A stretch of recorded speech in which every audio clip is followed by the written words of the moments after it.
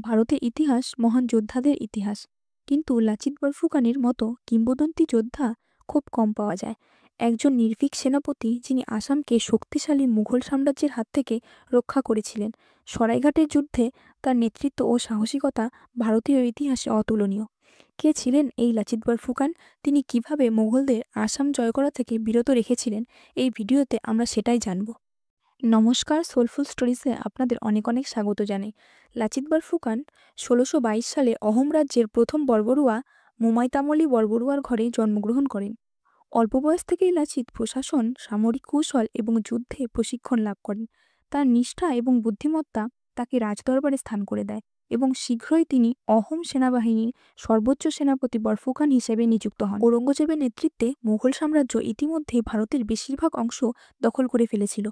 ১৬৬৭ সালে রাজা রামসিং প্রথমের নেতৃত্বে মুঘলরা আসামের ওপর আক্রমণ করে এই অঞ্চল দখল করার আশায়, কিন্তু মুঘলরা অসমীয়া জনগণ এবং তাদের সেনাপতি লাচিত বরফুকানের যুদ্ধের কৌশলকে অবমূল্যায়ন করেছিল বলে তাদের পরাজয় স্বীকার করতে হয়েছিল। লাচিত বরফুকানের জীবনের সবচেয়ে গুরুত্বপূর্ণ মুহূর্তটি আসে ১৬৭১ সালে সরাইঘাটের যুদ্ধের সময়।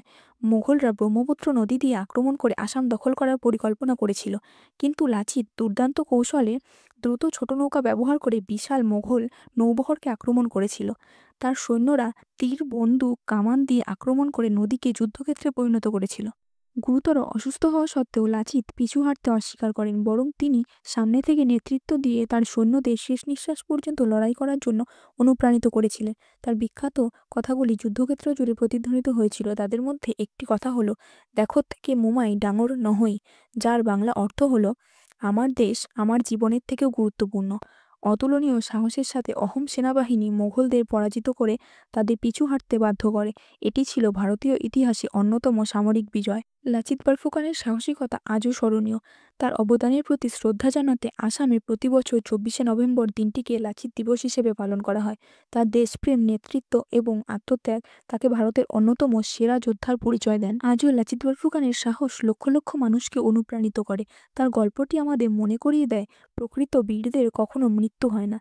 তাদের আদর্শ, নীতি, দৃঢ় সংকল্প আমাদের মধ্যে আজও বেঁচে আছে। এই কিংবদন্তি যোদ্ধা সম্বন্ধে আপনাদের কি মতামত নিচের কমেন্টে জানান। আজকের ভিডিওটি এই পর্যন্তই।